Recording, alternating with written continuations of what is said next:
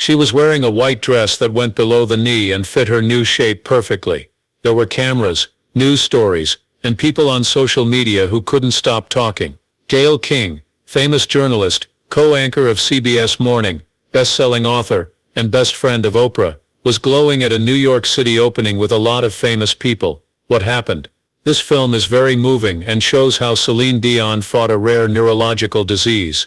But Gayle's fans weren't just talking about the movie, or her fancy outfit while she stood for pictures. They were talking about something else in a whisper, which made people ask her questions she wasn't ready to answer. Her huge weight loss.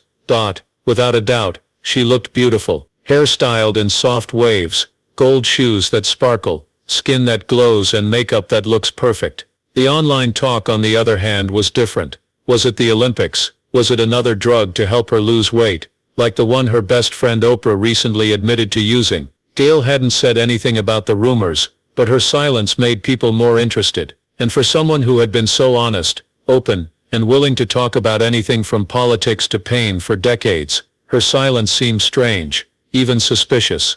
People began to pay more attention.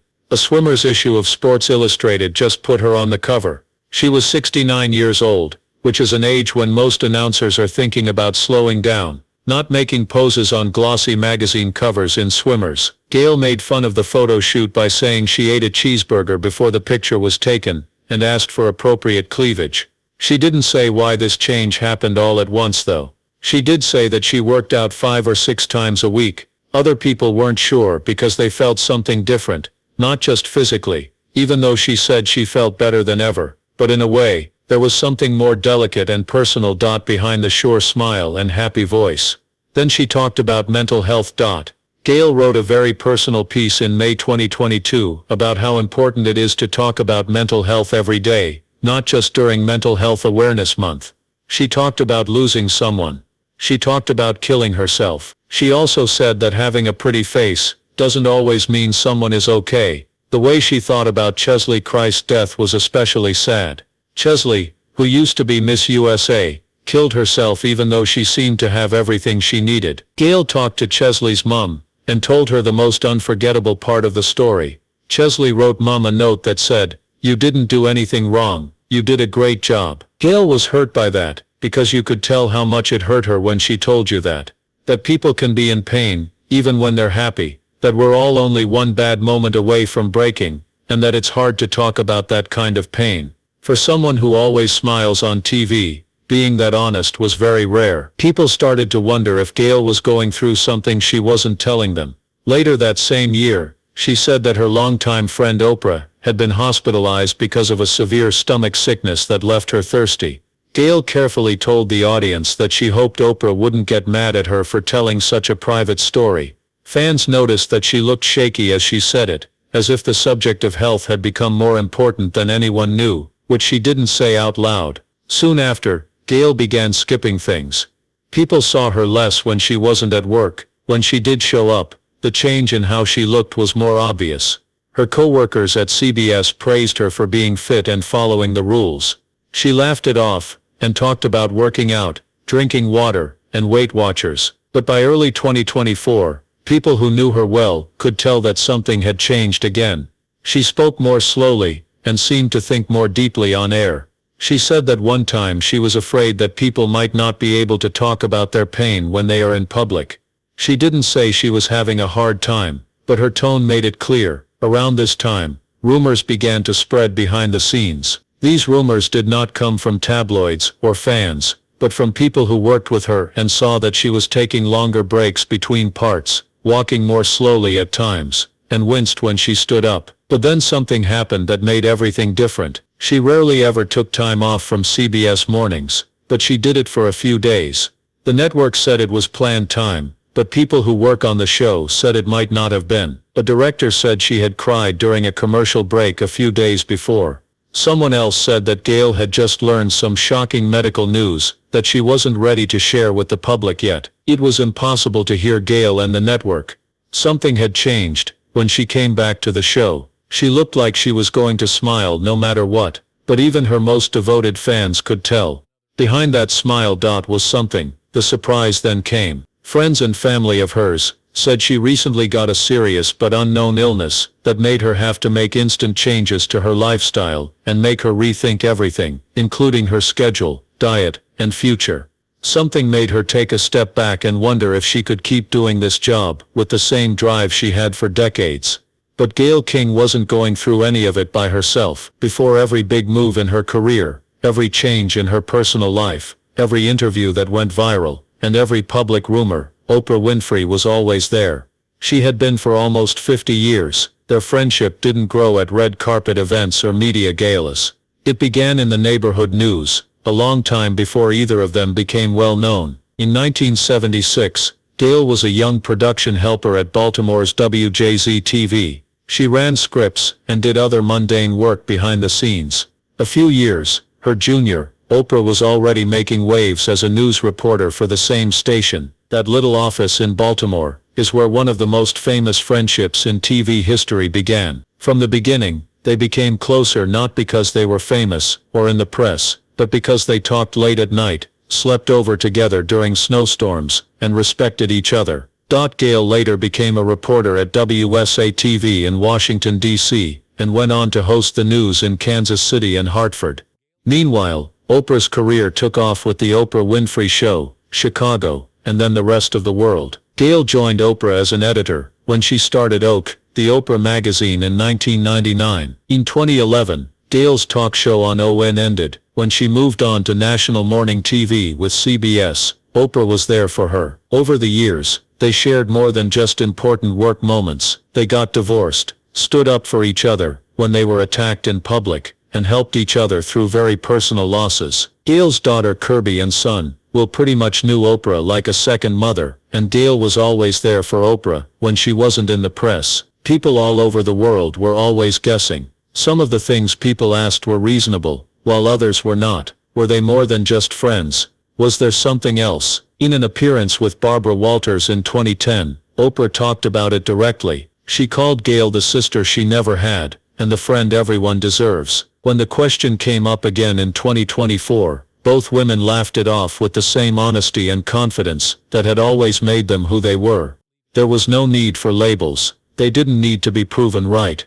They were friends because they trusted each other, not because of their labels. Fans talked about Ozempic and other Hollywood quick fixes when Gayle shocked everyone in 2024 by losing a lot of weight so quickly, but not many people knew what was going on behind the clean CBS desk. A sickness, a shift in habit, or a new truth. Gayle didn't want sympathy either. She wanted time alone, help, and to be understood. That was from Oprah. They were still going to galas together, walking the red carpet together, and finishing each other's lines in interviews. Though something was different. Guilt was in Gayle's words, and Oprah's eyes showed that she was guarding her.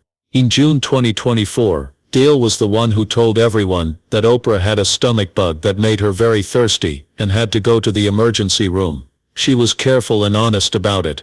It was very bad, she said, and Oprah needed to rest. It scared her. People who watched saw what it was, a friend watching another friend go through something scary and vulnerable. Gayle wasn't just talking about Oprah, though, which was what most people missed. She talked about both of them. That moment changed everything, because while Oprah was in the emergency room, Gayle was quietly taking care of something just as important that had to do with her health and her future at CBS. At about the same time, the network made a controversial choice when it moved CBS Mornings from its fancy Times Square studio to a less fancy one on the west side of Manhattan. It might have been just a change of scenery for most reporters. It was like getting hit in the face for Gayle. She agreed to stay for another rough season of network changes and company budget cuts when she signed a one-year extension. However, no one told her about the drop. She had spent years making her fancy office a place where she could work without anyone bothering her. No one told her that it was going to be taken away. She was very angry. Why didn't they tell her? It wasn't because she was being selfish, but because she had done so much for CBS and kept the network together through scandals, reorganizations, and national tragedies. She told them behind the scenes that she wouldn't be pushed to the side and forgotten. She deserved every bit of respect in that room, and she wasn't the only one. Oprah was on her side. People who know both women well say Gayle made it clear to keep her at CBS They had to treat her like the star she was, not an empty space or a cost to cut, and Oprah stood by her. Their friendship had always been strong, and it wasn't just because of their past, it was also how they lived their lives. Oprah said that Gayle was happier about her luck than her own a lot of the time. Gayle had always said that Oprah was the kindest person she had ever met. When Oprah started her own network, she invited Gayle to join. When Gayle needed room to grow at CBS, Oprah watched and cheered. It was said that they were dating for decades, but they didn't change their minds. They made fun of it. They changed the record. Also, they told everyone that real friendship doesn't need to be explained. Even when things were bad, like when Charlie Rose, Gayle's former co-anchor, was involved in a scandal, or when people didn't like her interview with Lisa Leslie about Kobe Bryant's legacy, she remained firm. She didn't jump when other people did. Gayle showed her appreciation with ease, humor, and a strong work ethic that kept her at the top of her game for many years. But now things were different. Oprah had said she might slow down. Gayle also had this thought in her mind. Health had a funny way of making things clear, not just the pain or the illness, but also what they left behind. There was time left, the occasions that were still important to Gayle and Dot. She smiled through the news stories, and wore gold heels, and expensive purses, but she was facing a truth she could no longer run away from. Her body was trying to tell her something. The future was ready for her. That was the first time she had to decide if leaving CBS meant taking a step back, or finally starting a new life without goals, ratings, or morning call times. CBS made it hard to make that choice. Still, it wasn't getting as many viewers as ABC and NBC. An all-time low in morale had been reached in the press as executives rushed to cut $500 million in costs. Others at work talked in whispers about leaving, not knowing what would happen and who might be next. Gayle King stayed in the news, even with all of that, but not because of another exclusive interview or a tear-jerking moment. It was because of something no one saw coming. Happened live on air during a fun segment with Alex Cooper, a famous radio host. Gayle chose to ask the guests on Call Her Daddy tough questions, instead of the usual ones that Cooper liked to ask. She asked Cooper a racy question about her marriage with the confidence and curiosity that she always has. It caught everyone off guard. Even the producers tried to cut in through the earpieces because the question was so out of the blue. Gayle wasn't just making trouble though. She wanted to say something. It was important to her that people could relate to these kinds of moments, honest, brave, and uncertain. And if the network needed a reminder of how far she could reach, she did it right then. Gayle was able to go from a serious political talk to light-hearted banter without losing her rhythm. That time you spent with Cooper wasn't a mistake, it was a plan. She once again proved that she could make TV shows that people couldn't stop talking about. But while she laughed and joked during parts, big things were going on behind the scenes. Gayle still went to her audience every morning, but she was also getting ready for a trip that was unlike anything she had ever done before. It is planned for this spring, for Gayle King to go into space with Blue Origin's first all-female crew. That's right. She's dressed up with Katy Perry, writer Lauren Sanchez, NASA scientist Aisha Bowe, civil rights activist Amanda Nguyen, and producer Carrie Ann Flynn. She's 70 years old. The project, which is called NS-31, will go beyond the Kármán line, which is 62 miles above the surface of the Earth, and into real space. As they rise at more than 3 times the speed of sound, they'll take off their seats and float for a few minutes without any weight on them, before going back down. You can't say enough about how important this flight is. Not since Valentina Tereskova's solo mission in 1963 has a team made up of only women taken on something so risky. Gayle sees the event as more than just a science milestone. It's about you. She has spent decades telling stories from every angle on Earth, and now she gets to see something that very few people have ever seen. She's no longer just telling history, she's becoming it.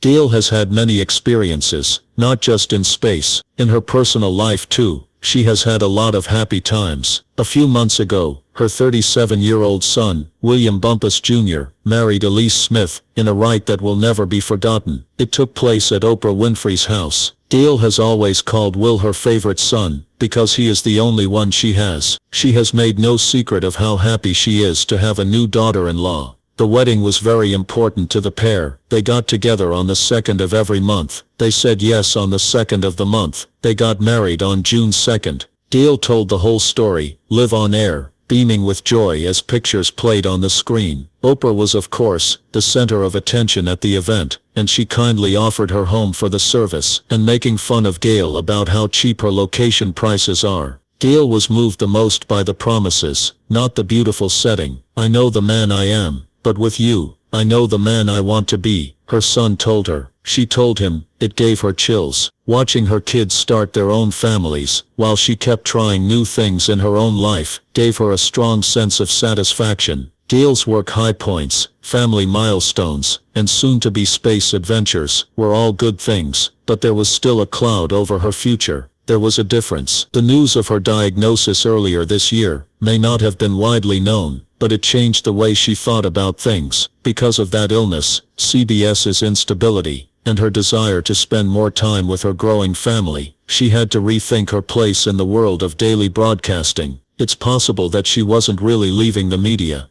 but maybe she was done with the daily grind, the never-ending schedule, and the responsibility of keeping numbers high, when it wasn't her fault. It was hard for people to believe the whispers at first. Gayle King quitting. It's not possible. She's been there every morning for more than 10 years, the steady presence, in the middle of the chaos. Her voice could talk to leaders one day, and pop stars the next. But when Gayle starts to say goodbye, she does it her own way, with style, purpose, and clarity. She's not going away from public view. She's changed from a news anchor to a space traveler, from a reporter to a proud mother-in-law. She used to ask hard questions, but now she has to answer one for herself. What kind of life does she want? A life where she can be fit, in the present, and willing to take chances. A quieter, and more meaningful life. A life that still affects a lot of people, but doesn't have to start before dawn. Gayle is showing everyone that starting over isn't a setback, as she gets ready to float through space, laugh with her daughter-in-law, enjoy her son's milestones, and maybe end the chapter on CBS mornings. It's the reward. That might be what this moment is all about. It's possible that her choice to say goodbye isn't about leaving something broken behind. It could be about moving on to something bigger, lighter, and more open, something that finally lets her breathe.